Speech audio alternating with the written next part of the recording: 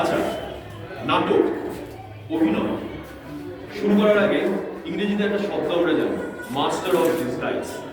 সেটা মানে একটাই যে যাভাবে আমরা থাকি, যাভাবে আমরা ঘরে থাকি, বাড়িতে থাকি, বন্ধু বান্ধবদের সাথে মিশি, মঞ্চে আমরা কিন্তু সেই মানুষ নই। আমরা নিজেদেরকে পরিচয়, আমাদের নিজেদের চরিত্র, আমাদের নিজেদের হাঁটা চলা, কথাবার্তা সবকিছু বলতে যায়, বিশেষ করে পোশাক।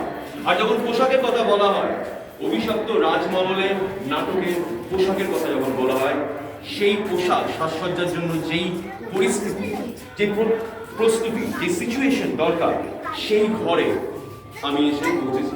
টানটান উত্তেজনা, চিন্তা রয়েছে, নার্ভাসনেস রয়েছে। আর নার্ভাসনেস থাকাই কিন্তু একটা কৌতূহল নিজের মধ্যে, যে কি হবে, কি করে হবে।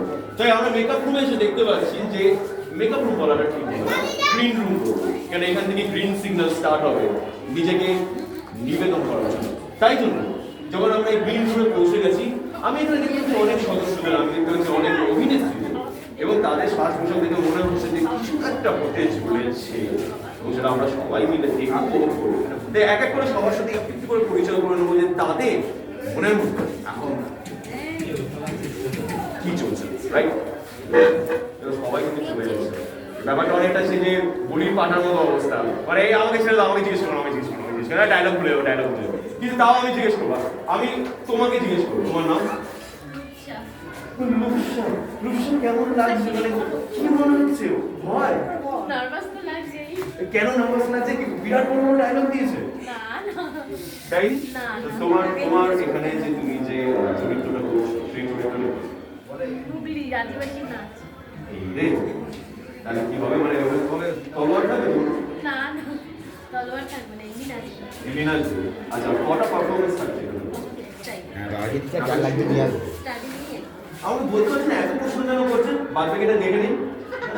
এইগুলো উচিত না, এগুলোকে বলা হয় স্পয়লার, আগে থেকেই জেনে নিচ্ছে।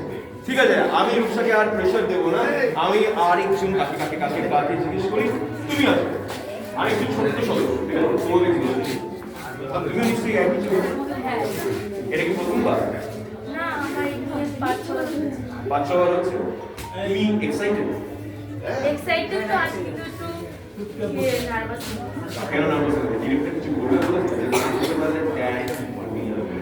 সেরকম কিছু না, মানে একটু ভয় ভয় লাগে। কতদিন ধরে রিহার্সাল? আমাদের প্রায় 6 মাস। কনফিডেন্স লেভেল একদম কমে থাকা